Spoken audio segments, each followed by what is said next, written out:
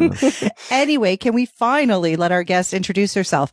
Let Sure. everybody know a little about you, how long you've been practicing, what kind of therapist you are, / yoga teacher, Pilates Cool. teacher, all the things. Yeah, cool. So I've been an RMT. I'm in my 13th year. I went to school at what used to be Elmcrest, and now it's Bryan at Lawrence in Caledonia. Yeah.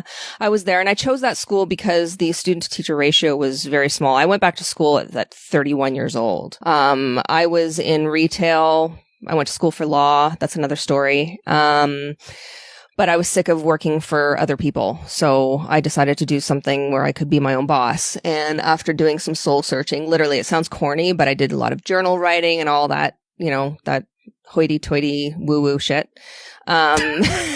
But that's what I did, and it worked, and it directed me in such a way because I knew that I wanted to help people. I just didn't know how. Why do you make it sound so like if you liked it and it worked and it's you and why'd you make it sound so kind of negative or what, being an RMT? No, the hippie stuff. Yeah. Well, wear proudly, man. Get a fucking tattoo across your chest and show that shit the off. way I got there, right? Like I meditated on it. Yeah. I wrote, I did some journle writing. Cool I did a lot of. stuff. It is cool. I mean, it is cool, and some people see it as being it's cool. Yeah, okay, we're the cool gang here. See, I understand why she did that though, because why? again, I don't get it. Because we are in an industry where there's a vast majority of us, like Izzy and I, who totally believe in journaling and Yes. meditating. Yes. You know and, what? So do the most fucking successful people in the world. Right. So, But we're also we also see what the discussions are happening online, and we see that there's a lot of people in our industry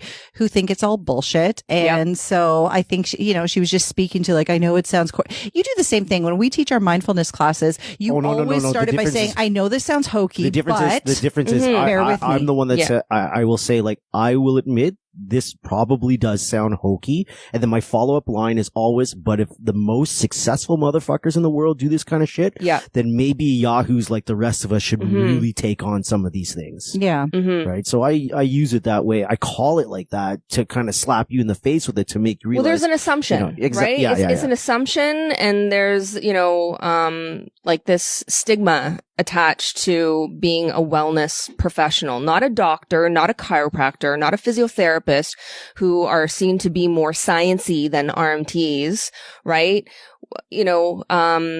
It's deemed to be a little bit woo-woo, and I'm fine with that. I made peace with that a long time ago, but I got into being a massage therapist because I wanted to help people, and I didn't want to go to school forever and ever because I considered med school. Right. And I thought, I'm 31 years old. I'm not going to get out of school until I'm 45. So, I didn't want to go that route.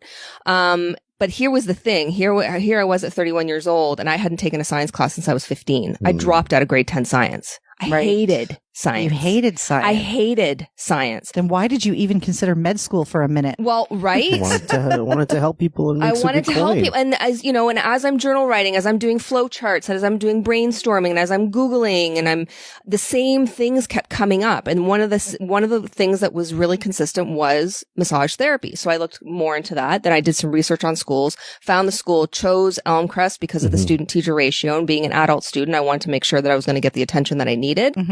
And because at the time, science was not a language that spoke to me. It was very foreign, very foreign, but I was determined and I wanted to do it. So I had to take, a prerequisite course, and obviously I passed that, got into the school, and then I hope so. Yeah, right? Oh my God. Yeah, I kind of faked it, but or they just let you. But so this is what I started to do. And then do you still have those journals? Somewhere. Yeah. Yeah, they're packed in a box somewhere. You never thought about busting them out and I should